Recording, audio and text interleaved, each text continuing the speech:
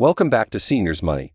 I'm your host, Michael, and today we're diving into some incredibly important news that could have a significant impact on your financial well-being.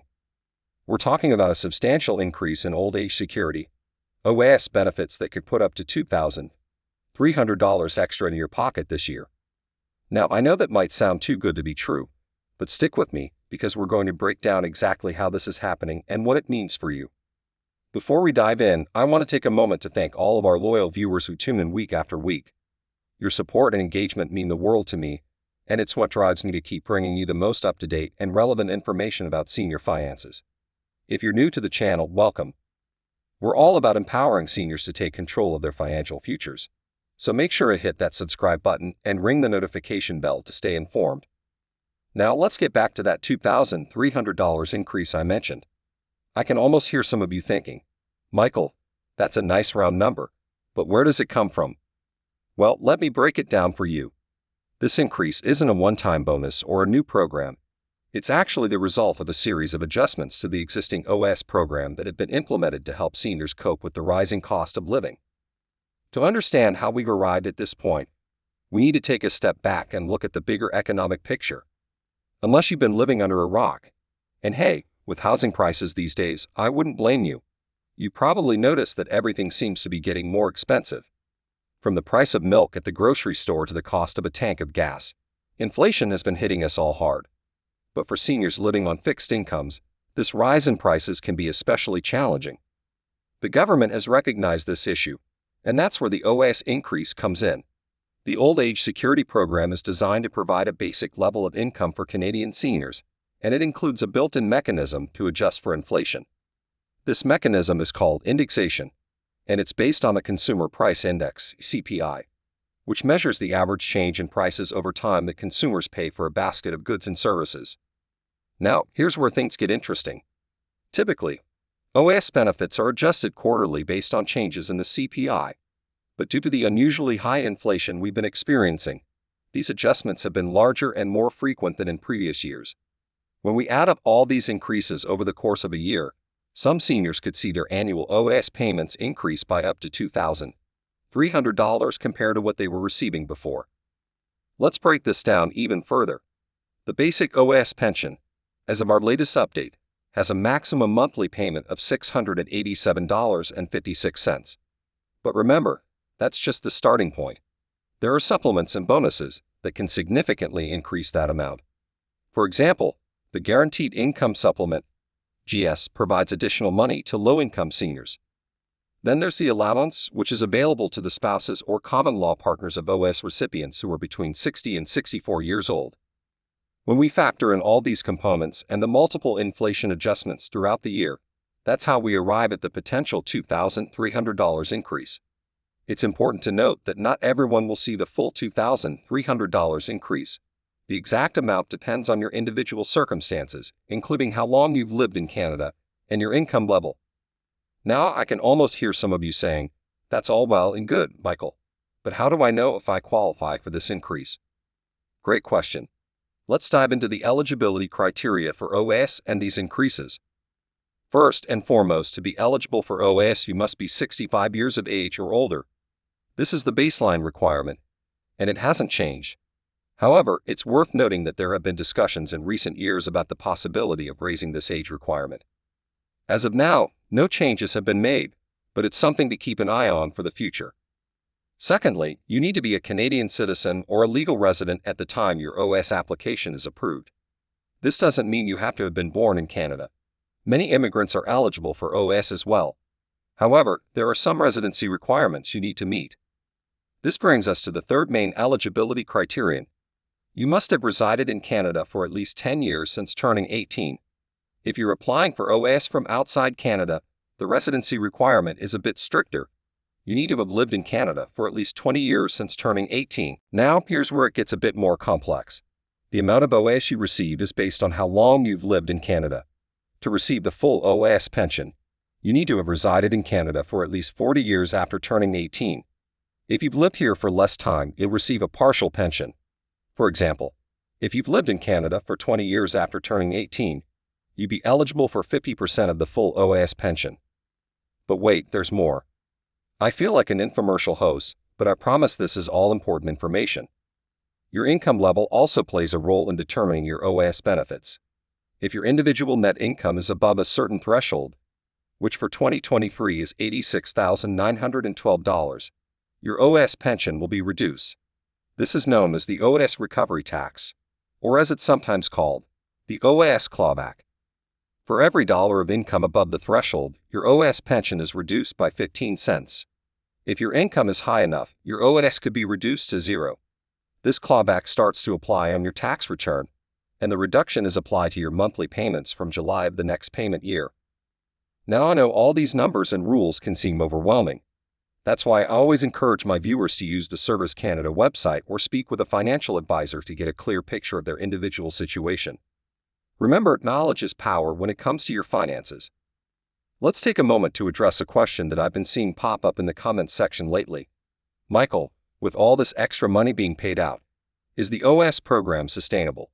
It's a great question, and it shows that many of you are thinking not just about your current benefits, but about the long-term stability of the programs you rely on. The sustainability of the OAS program is a topic that's been debated by economists and policymakers for years. Unlike the Canada Pension Plan (CPP), which is funded by direct contributions from workers and employers, the OAS is paid for out of the government's general revenues. This means that as the population ages and more people become eligible for OAS, there's concern about whether the program will remain financially viable in its current form. However, it's important to note that the government has repeatedly affirmed its commitment to maintaining the OAS program. In fact, in recent years, we've seen enhancements to the program, including the increase in payments we're discussing today. That being said, it's always wise to stay informed about potential changes to programs like OAS. While there are currently no plans to significantly alter the program, future governments may need to make adjustments to ensure its long-term sustainability. This could potentially include further changes to the eligibility age, adjustments to the benefit calculation, or modifications to the clawback thresholds. This is why I always stress the importance of having a diversified retirement income strategy. While OAS is an important pillar of retirement income for many Canadians, it shouldn't be your only source of funds in your golden years. We'll talk more about this later in the video when we discuss financial planning strategies. Now, let's get back to the meat of today's topic, the OAS increase and what it means for you in practical terms. We talked about the $2,300 figure, but what does that actually look like in real-world terms? How can this extra money impact your daily life? Well, let's break it down. An extra $2,300 per year works out to about $191 per month.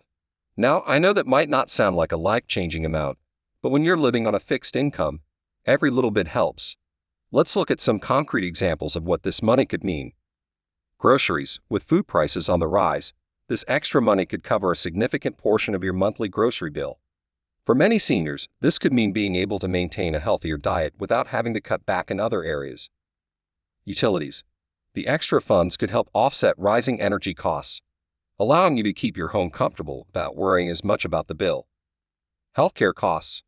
While we're fortunate to have a public healthcare system in Canada, there are still many health-related expenses that aren't covered. This extra money could go towards things like dental care, eye exams, or over-the-counter medications. Transportation. Whether it's maintaining your own vehicle or paying for public transit, transportation costs can add up. This increase could help keep you mobile and independent. Home maintenance. For those who own their homes, this extra money could be put towards necessary repairs or modifications to make your home safer and more comfortable as you age. Social activities. Retirement shouldn't mean isolation. This extra money could allow you to participate more fully in social activities, whether that's joining a club, taking a class, or simply meeting friends for coffee more often. Savings or debt repayment.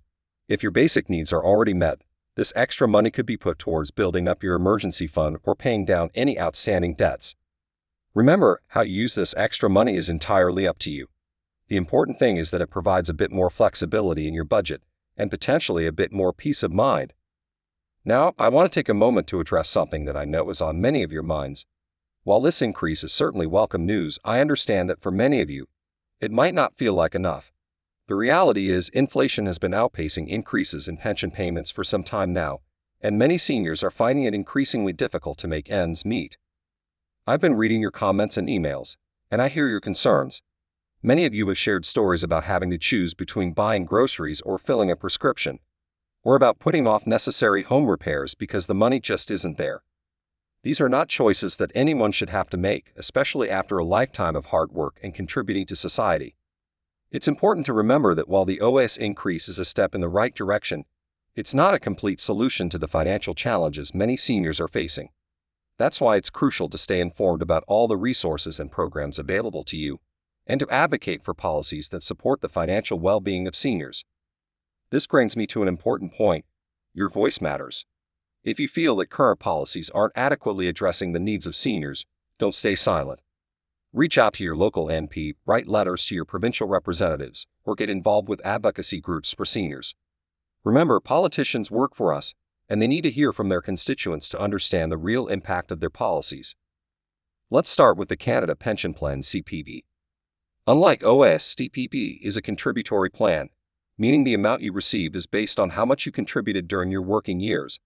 The standard age to start receiving CPP is 65, but you can choose to start as early as 60, with a reduction in benefits, or as late as 70, with an increase in benefits.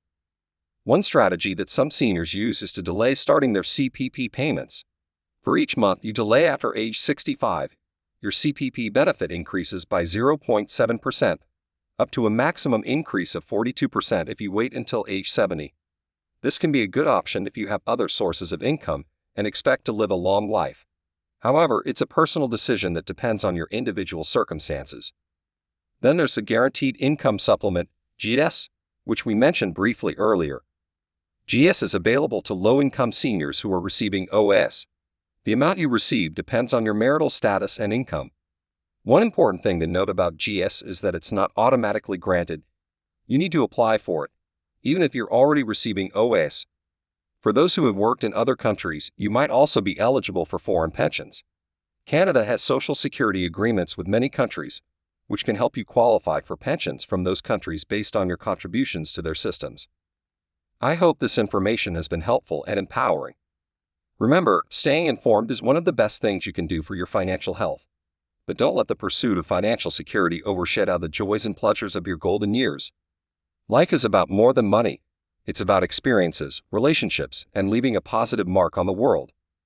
Before we sign off, I want to thank you all for your attention and engagement. Your questions, comments, and shared experiences make this channel what it is: a community of seniors supporting each other and working towards financial empowerment. If you found this information valuable, please don't forget to like this video and subscribe to the channel. Your support helps us reach more seniors with this crucial information. And if you know someone who could benefit from this discussion, please share the video with them. In our next video, we'll be diving into strategies for reducing healthcare costs in retirement, so make sure you're subscribed so you don't miss it. Remember, at Seniors Money, we're here to help you navigate the complex world of finances in your golden years. Whether you're just starting your retirement journey or you're a seasoned pro, we're here to provide the information and support you need. Thank you for watching, and remember, it's never too late to take control of your financial future. Until next time, this is Michael, wishing you financial health, peace of mind, and joy in your golden years. Take care, everyone.